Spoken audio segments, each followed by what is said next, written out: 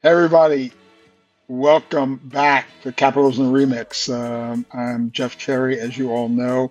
I'm really happy with what's going on here right now because we brought in a new producer, my man Zay, so he's helping us out here making this thing really work. But today, I can't wait for you all to hear the discussion we're going to have with a very good friend of mine, partner, investee. He's an investor in our fund. He's been a staple in the entrepreneurship ecosystem here in Baltimore and now in Northern Virginia. Joe Mechlinski, the CEO of Shift. So we have a long-ranging conversation about everything from how he grew up, Johns Hopkins football, politics, and a little bit about things happening in the business world as well. So this is a great session. Can't wait for you to hear it. Welcome back to the remix. Joe, how you doing? Good, my man. How are you?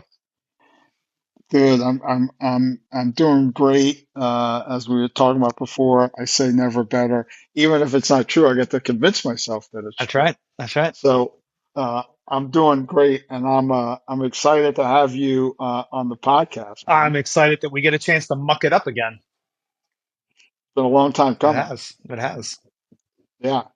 I was privileged enough to be on your podcast in the past. Are you still doing your podcast, by the way? No, I think the pandemic got me. I shedded some skin, and that was Yeah. one of the layers of skin. I miss it. I miss it. I miss it. I miss it. And I've definitely been thinking about kicking it back up. So this Yeah. these are the moments where I'm like, man, I want to be doing this again.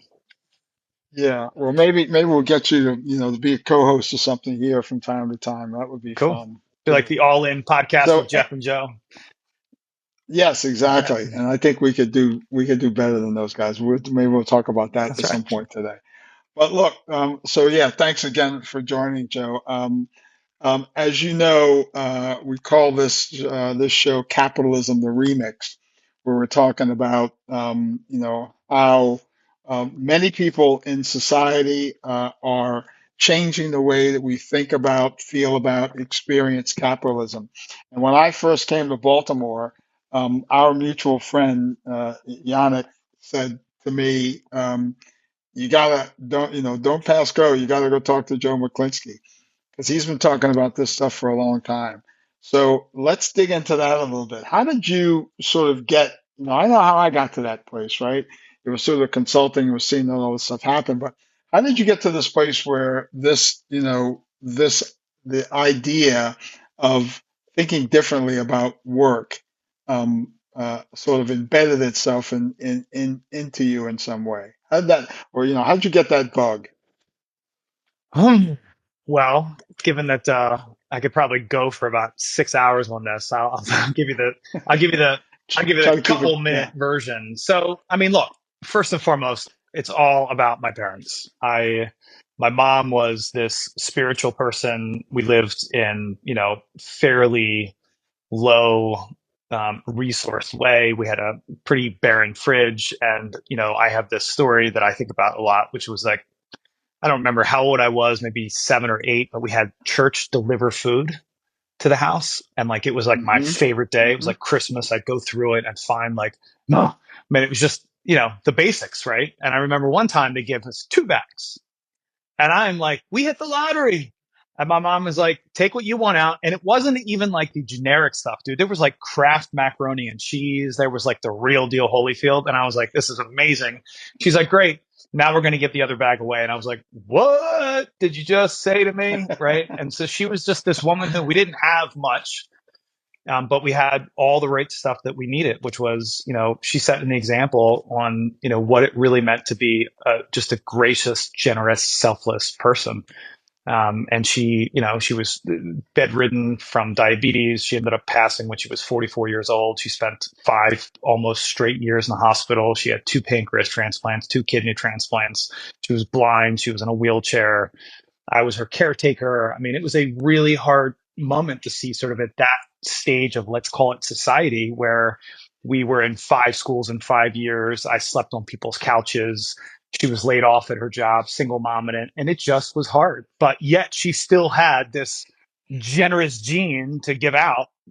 Whatever we didn't need, we gave away. And then couple that peanut butter to this jelly called Jim Mechlinski, my father, who's like 47 years this year working for, this trucking company and just showed up, just the most consistent human being I've ever met in my life. Honor, high integrity. I mean, essentially, Shift is the embodiment of these two people. And, as I got through college, I remember going from Patterson to Hopkins, big quantum leap in terms of just socioeconomic status and the whole thing. That when I started my first little contracting company, business was an unlock for me. It was like project freedom. It gave me the ability to earn. It gave me the ability to learn. It gave me the ability to sort of create resources that I could make different decisions for tomorrow. And I just remember going into other businesses. Like I interned somewhere or I was working in all these other places and I would hear these crazy stories about like people going to their job every day and they hate it. And I think the light bulb for me went off there, which was two things. One, I am not employable just based on a lot of my pre-existing conditions, so to speak. And I think the second is that I just thought the game that we're all playing, like if you add up, I met people who were extremely wealthy at Hopkins, but they didn't seem very whole. Like it gave me a front row seat to see what the end might look like. And I think, whenever we all get wherever we want to go, I think in some respects, a lot of the things that we know deep down, we know these things are true, which is like, yeah, you can make money and you can probably not be an asshole along the way. You can, have some interesting ways of creating value. And I think you had a gentleman from Motley Fool talk about this and capture value. So it's not, again, this isn't go hug a tree and don't find a way to take care of your family, but can we be a good ancestor? Can we just remember, and I'll stop the soapbox rant here, that like every day I look out of my office and I look at that road and I think to myself, the hands and feet that made it, I will never know who they are, but I yet walk on it every day. And like, I just think that we're all standing on the shoulders of someone that thought slightly wider about their circle of concern. They widened the aperture and said, I can think about something else than just me. And I think that, would be such a really good way to connect the dots on like, look, human species, society got here through collaboration. We might not be as cool as the starling birds or, the termites that build those big, large towers, but like we still do some really cool stuff when we do it together. And I think capitalism practiced in a way that you believe as it relates to stakeholder management, as it relates to again, widening your circle of concern, not just because it feels good, but because it actually will unlock some value is the way that, I don't know, it's sort of the way I think it happened, but you tell me. Yeah. No, look, there's so much stuff that's tied up in there, Joe, that hopefully we'll get to a bunch of it. Like, Raj Sisodia, who's been on the podcast before, wrote a new book called Awaken, where he talks about that he spent most of his life trying to please his dad and trying to honor his mom. Hmm. And I want to go into that and see if there's anything on that for you. But before I go there, why, I mean, the way that you describe this widening, right? And this ability to, this sort of desire, right? To care more about just ourselves and what we can get. And then when this widening happens in the right way in capitalism, we're also able to create more value, right? That's what you and I both believe. Why is this idea so hard for some people to get their heads around, right? Early today, I talked to Ed Freeman again, who's been on the show, where he came through the accelerator and he did a session and he was talking about, people on the, I don't know if right or left or whatever, the Republican side of the aisle who are down talking the stakeholder model and ESG and conflating them together because they think he says, I piss off both sides. The one side thinks I'm a communist because I'm not just talking about shareholders. And the other side thinks I've given into business because I talk about how to create value. But I wonder, we think this is the simplest idea. I know I do, you do, I think Ed does. Why is it so hard? Why are there so many people still out there saying, Jeff and Joe are full of shit. This thing is just about the money, and anyone who tells you different doesn't get it. And I don't care about anybody else. Why are so many people still singing that old narrative, do you think? Three things quickly. One, Charles Eisenstein, who's written Sacred Economics and a bunch of other books, is sort of a philosopher at some level. He calls it the story of separation, the story that there basically isn't enough, that we look around from a resource standpoint, and that this story of separation is rooted in everything that we've ever created. So, the idea that there is a winner and a loser is a story of separation. The idea that what I do today may not impact you, but I mean, if you want to get like crazy, philosophical on the quantum physics side, like we're definitely entangled, you and I, whether we want to be at this point or not. What I do here in Vienna, Virginia, as I used to be in Baltimore, it impacts you and vice versa. We just don't connect that dot. So that's number one. Number two, I think that there's a story of suffering that we all traversed, we all journeyed through that has not been, that wound has not healed.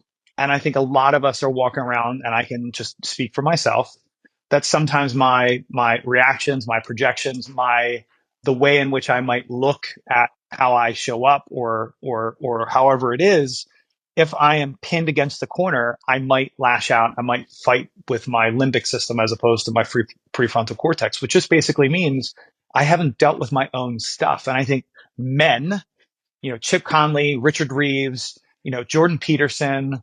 I think, Professor Galloway is also talking about this, which is like women have gone through revolutions. They've gone through, all of these moments where they're just constantly, look, they have more progress to go. But like, if we just looked at the last 50 years, what it means to be a woman in this world, what it means to be a woman in business, that has, at least we could agree it's evolved. But guys, it has not. I mean, Chris Rock has got that, famous joke. He's like, the only people that are loved unconditionally are women, children, and dogs. He's like, men, they are loved under the condition that they provide. And he's not wrong. So like, I think you have to like put a little bit of truth in this soup and say, okay, look, I don't want to live in a scarce world. I want to say that there's enough to go around for all of us. But the final thing I'll say is this. I think it's also something that we want it to be true. Like you and I, Jeff, bleeding hearts, big ones.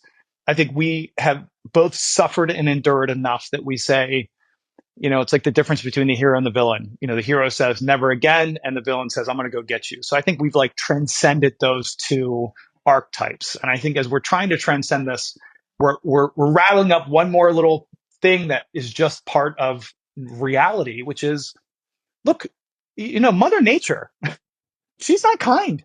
She's constantly trying to kill us. There are tornadoes and hurricanes. I mean, the neighbor next door just chopped down a tree that must have been 350 years old. All the squirrels are gone. They're like, there's a constant battle to eat or be eaten.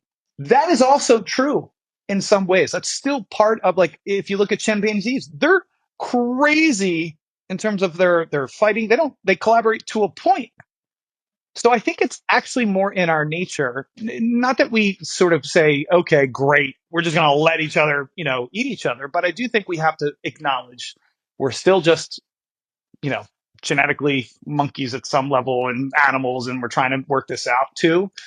We're telling the wrong story, which I think is a lot of what I've learned from you about, how can you think about a different way to just have this stuff show up. And I think three, it's really about, like, are you doing, like, nobody's going to look at Donald Trump and say, man, that guy's really worked on himself. Whew, he's making progress towards becoming a better man. Like, you can like what he's done, but then you can also compartmentalize and say, gosh, this has got daddy issues.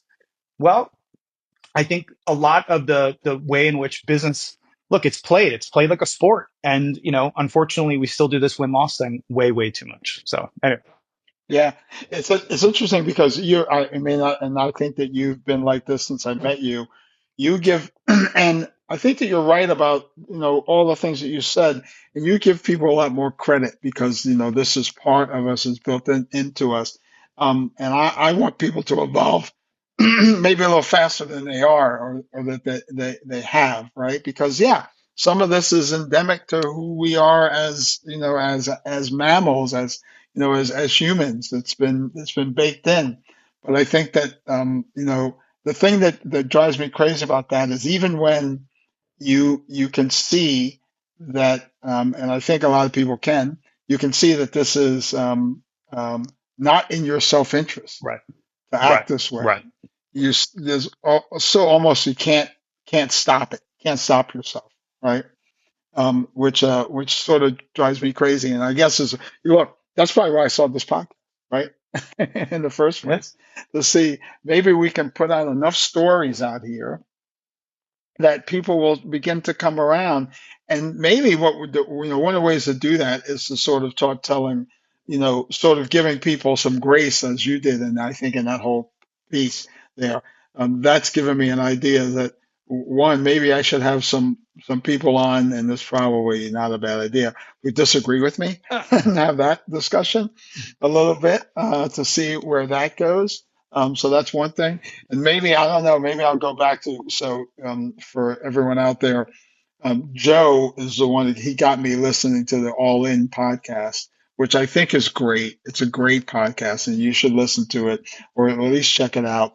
But they've been getting a little too political for me lately. So I've sort of gone away from it because I don't really agree with most of the politics.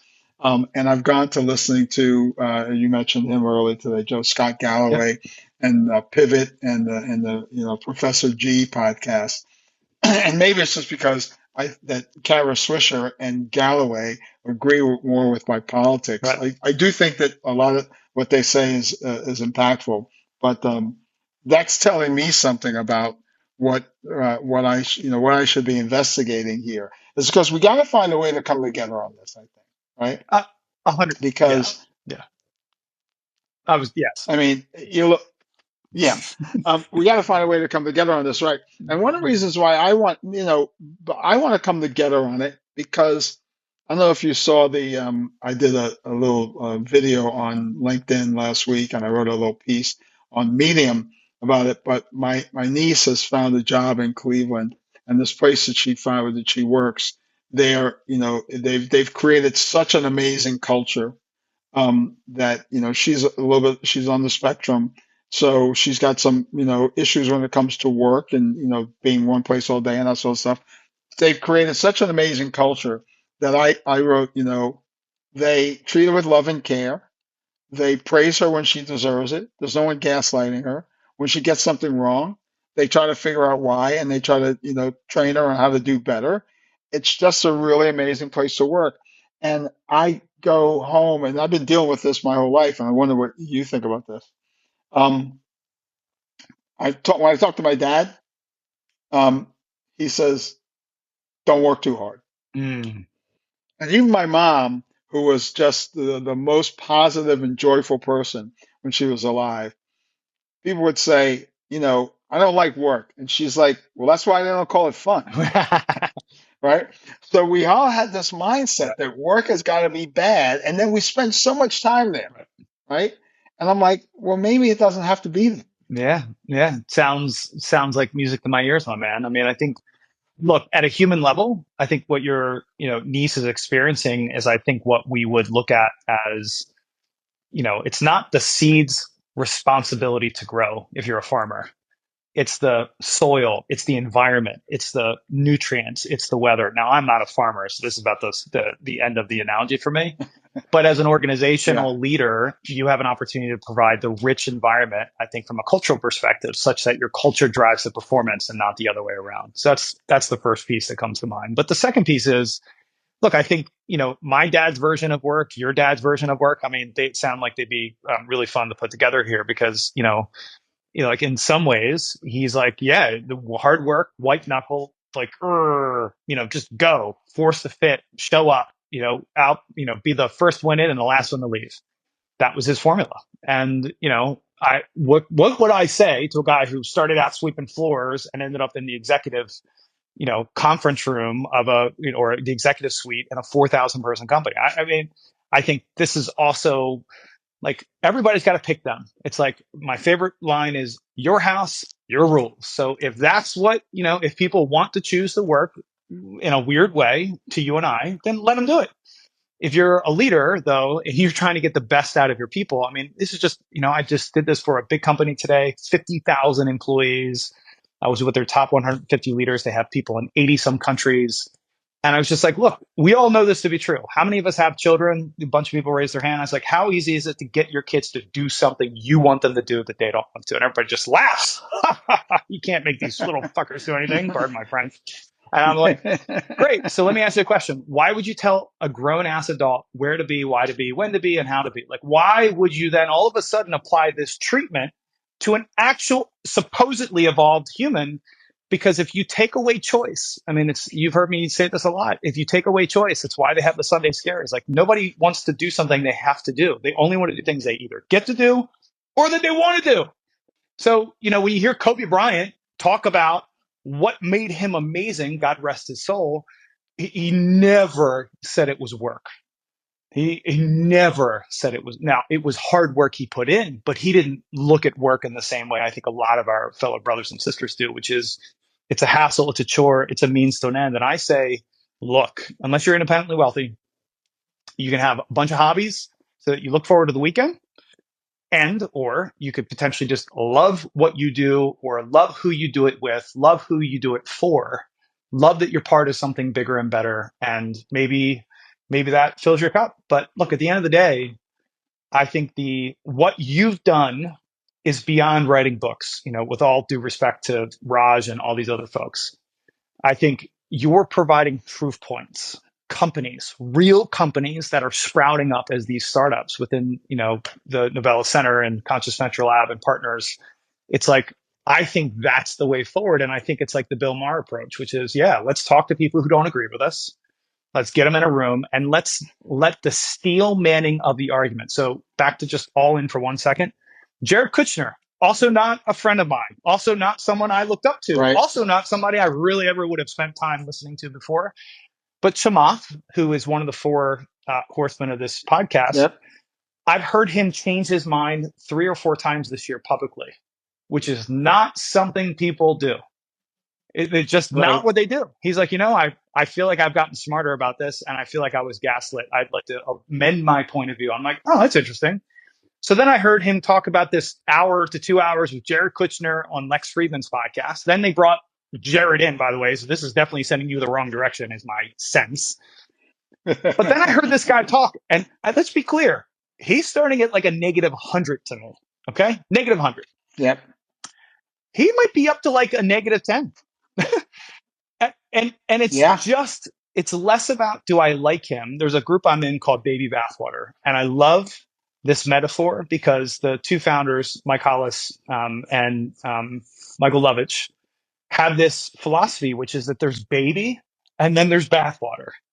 So take the baby and throw out the bathwater. Like there's got to be baby in all of this, which is like it's allowing us at Conscious Venture Lab to steel man the other side. Like, why wouldn't this be the way to do it? Well, maybe what we do is we do that such that it's less about winning or losing, but it's more about the best ideas will win. I still say that we're onto something, you're onto something here.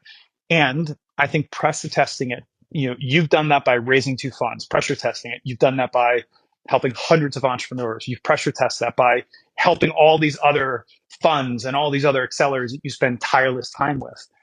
And now it's like, okay, let's pressure test it maybe against people who violently, fiercely have good faith debate about why we're out of our mind here. Yeah.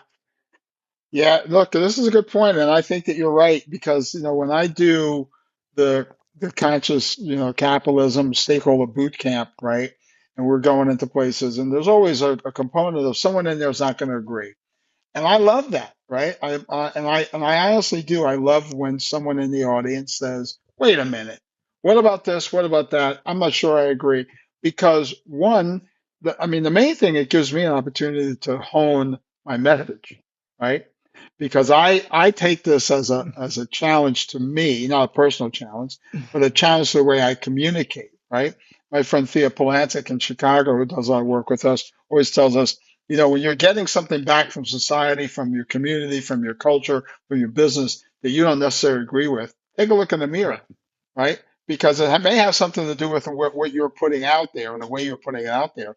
So I love that, those debates to say, okay, let me see if I can hone my message because it makes so much sense to me. Not necessarily I'll change your mind, but I want to understand why don't you agree with me? What is it that you're questioning? So I can investigate that myself and say, huh, either that's Right. right, it should be questioned, or I'm not articulating it correctly. I think the other thing that this brings up for me, Joe, is that we've been telling founders this for a long time that, you know, there's no absolutes here. So if you operate your business with a stakeholder model, you might not you might not succeed, right? Or you might succeed wildly, Right. right? Just like if you operate your business in the command and control and everyone's an asshole, I'm just here for the money. Right. You might not succeed or you might succeed wildly. And I've been going to the asking people, in the my house, my rules vein, which world do you want to live Right. in? If you have an equal opportunity to be successful, if you believe that, which I do, which world do you want to live in? And you get to choose. No one has to listen to me, right? No one has to do what I say. But it's probably worth you thinking about if I could live this way and be successful, why wouldn't I want to do that? Right. Right? Because the other way can be pretty miserable, right? You have to develop now, if you want to live in the stakeholder model, you have to develop some other tools and techniques, and you have to get in touch with yourself a little bit more because we're not used to treating employees that way and being there for them and creating care and thinking about love in the business world. We're not used to thinking about that. It can be uncomfortable Right. for people. People don't want to go there. Right. So you have to develop that gene if you want to do there. But if you're able to and make this enjoyable for everybody in a way that you can go to work in the morning and people go to work for you, can be excited about it. They don't get the Sunday scaries. They don't need a restaurant called Thank God It's Friday. It's like, this is just good. This is fun. And we still make money. Why wouldn't you want to do that? Or just you Right. get to choose, right? So I've been going down that idea, and this whole idea of the best ideas will win. I think you're right. I think that's probably another reason why I'm doing this podcast. Let's expose these ideas to as many people as possible and get the pushback or get the buy-in and see if the best idea wins, right? And like Chamath, um, I can't remember. Fraser always talks about this. Wait a minute, you used to believe this, now you believe that. Well, I got new information. When I get new information, I change my perspective. What do you do? Right. I think Neil Tyson deGrasse had that question right during the Trump election, which was like, what would it take for you to change your mind? Like, what would you have to Right, hear, see? And if you haven't identified something, then it means you're in a loop. It means you're being co-opted. It means that you're programming, it's like, are you serving the pattern, or is the pattern serving you? And I think, right. it is, I'm reading, by the way, some amazing book right now.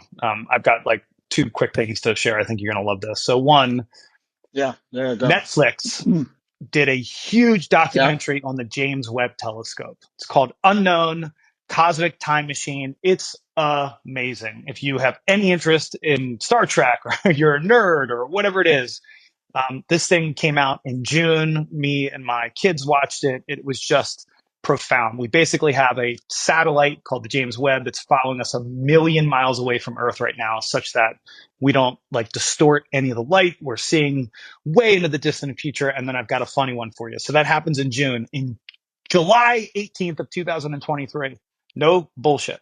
Yeah. There's a paper now written says the universe is not 13.8 billion. We now have just discovered it's 26 billion. We're twice as old. We're twice as old. Like if I told you, Jeff, you're twice as old as you actually were, right? Like this should be a little bit more uh, known. And I think like one of the I things, yeah, one of the things I feel twice as old. I might Yeah. look twice as old, but my point in this is that we don't know. We've got one satellite pointing at the vast infinite universe, and we're still speculating that we have any clue of what's going on. So that's number one. Number two, Robert Sapolsky just published a book. So this is a guy who I have read several of his books before. One of his best books was Why Zebras Do Not Get Ulcers. He's been studying stress and neuroscience and kind of the neurobiology of what happens as we pressure test ourselves. And this new book is on free will.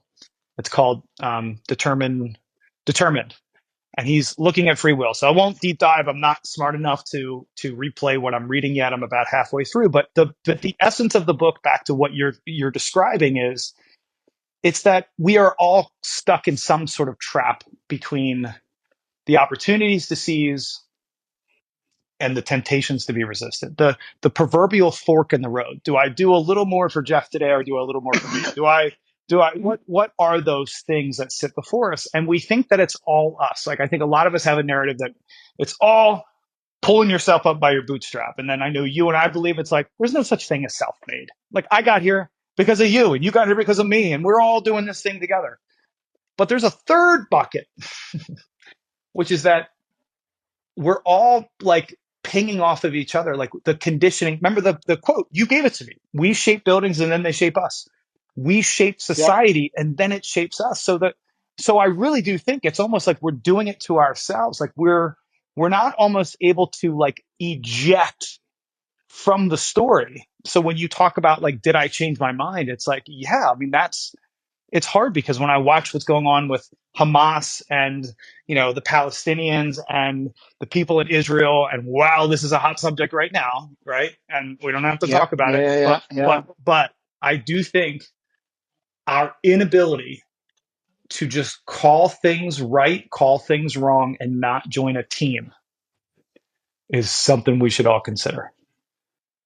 Oh, I could not agree with that more, man. I mean, I just think that, if and that's where we are, right?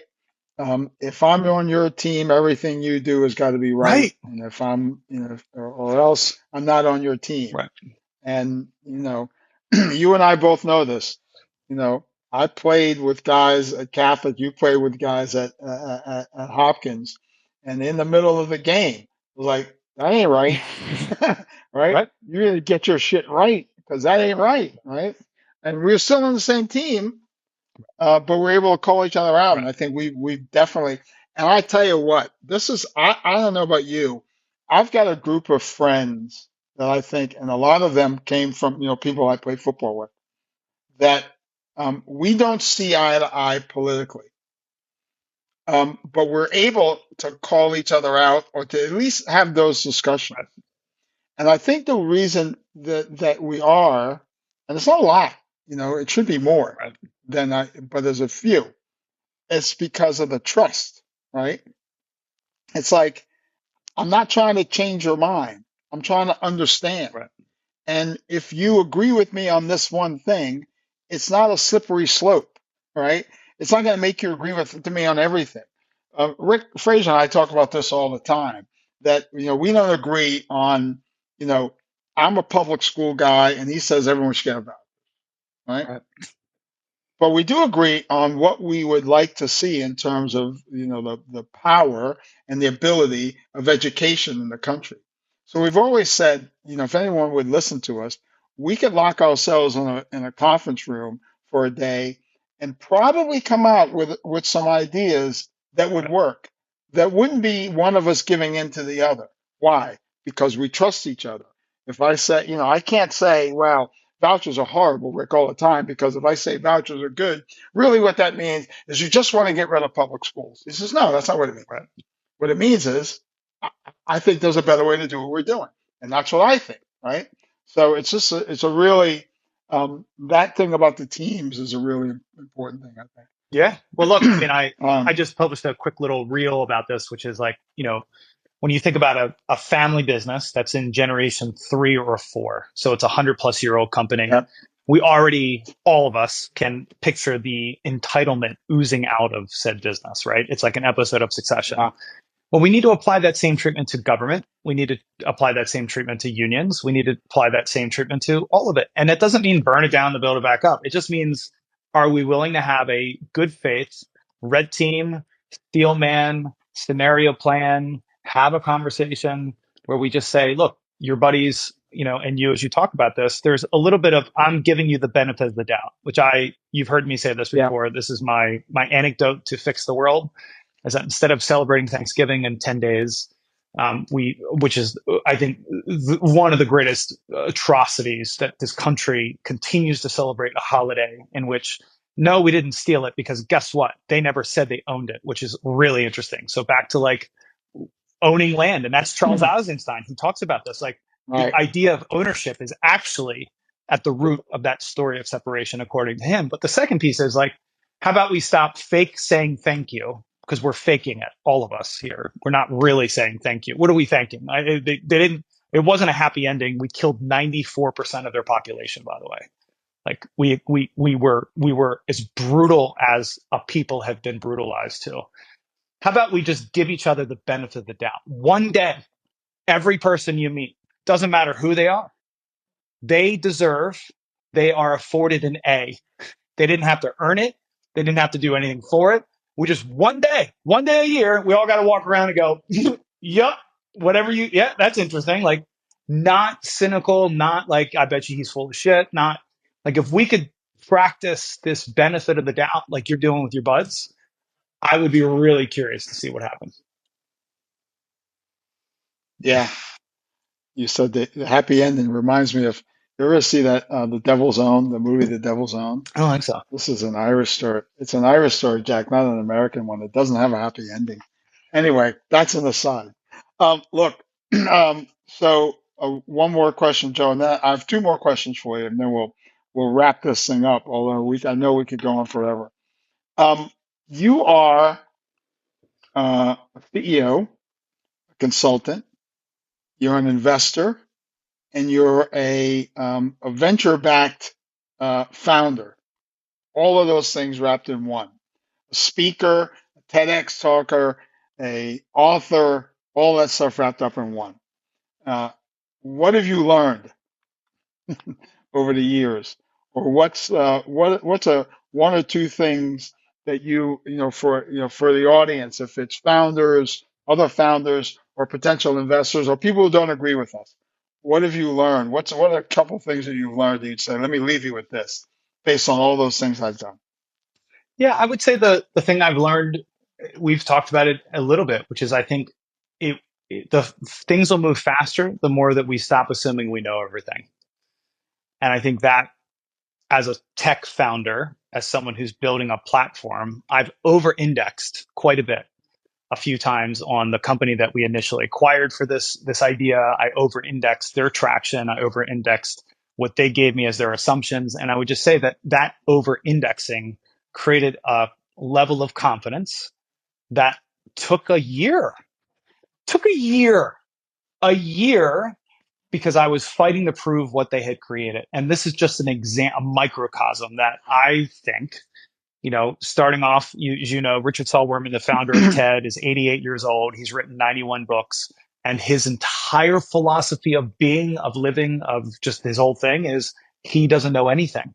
And he went to Wharton. He graduated Penn in 3 years. He learned from Louis Kahn and Frank Gehry and all the Lloyd Wright and all the people I'm messing up that he Yeah, would be so mad at me right now about, right? You and he as yeah, a you fellow would. That's all architect, right. but you feel me, Yeah, right? And so I yeah, just yeah, think that, like, when Danny Kahneman wrote that book, Thinking Fast and Slow, the whole notion of system one, system two, these default programs, that the further we can activate just that prefrontal cortex, it just says, hey, wait a minute. Maybe it's not legacy thinking. It's not something I've seen before. Like, can I see the same thing with fresh eyes? And would I be willing to start over? And I think that, the idea of me jumping into all of these different things, I could weave a tale later to tell you why it's all connected and everything else. The honest truth is, I wanted to learn. I wanted to jump into things I had no idea about. And I wanted to see, what is my process of getting the white belt. Like, I'm doing jujitsu with my son right now, and God, I'm terrible. I'm like, how long am I going to be stuck in this white belt? Like, am I going to be here forever? you're supposed to be. Yeah. You're supposed to be terrible right now. Trust me. And Yeah. and I think I've somewhat sadistically fallen in love with suffering, such that I'm willing to put myself through this pain and agony of trying new things, as opposed to hitting the repeat button on a formula of success. I think in some ways when I get there, I go, all right, let's try to do something else. So that's not good advice. Like I've dug way too many holes in way too many places and maybe not built or dug Yeah. deep enough. But I definitely think that Yep. the idea of just falling in love with learning and more importantly, failing and more importantly, not knowing anything and getting to that place, I think is it's a profound, it's almost like Jeff, you've had a lot of loss in your life. I've had a lot of loss in my life. When I've had moments where that loss feels like my chest, like the weight is like let leaves, that same feeling I have when I just admit the obvious, which is I don't know anything. Yep. Look, look. Things will move faster as soon as we understand we don't know everything. I, that's one for the ages. You write that down. I'm going to put that quote in the show notes. We'll also put all of the books that you were talking about. We'll put that in the show notes as well. Joe, I can't thank you enough for joining. I do have one more question Yes, sir. though. I stole this from Ed Freeman, and it's one of my favorites. Um, and I didn't prep you on this, so you just gotta wing it.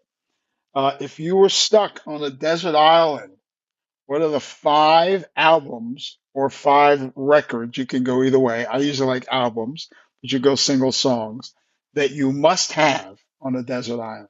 Ooh, all right.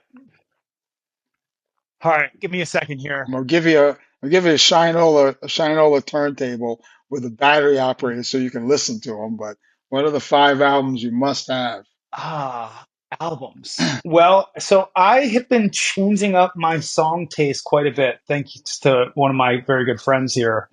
I would say you're going to hear some things that you haven't heard before. One, there's a company called Hot Chip that plays a song "One Life Stand." It's a song about a guy saying, "Will you be with me? Will you be my one life stand?" And the guy says, "Yes. Will you stand by your man?" So it's like this interesting to and fro, back and forth that I would like love to hear. As a side note, Erica asked me to remarry her while watching that band play my favorite song, and she's like, "Will you remarry me in California?" I was like, "Yes." So we did that this year. That's number one. Oh my God.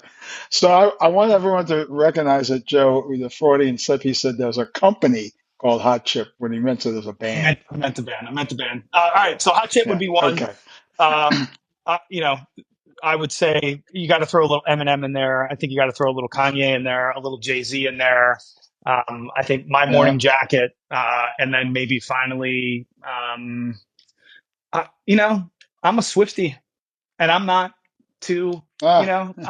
not. I can admit it. And, I think and the proud of it. That's right. That's right. So throw me a little Taylor Swift in there just to keep me happy. And I think, yeah, I think between Eminem, Kanye, Jay Z, Taylor Swift, and a little hot chip, I'd be just happy. All right. Well, What are yours? this is good. You want mine? Yeah. So I said, um,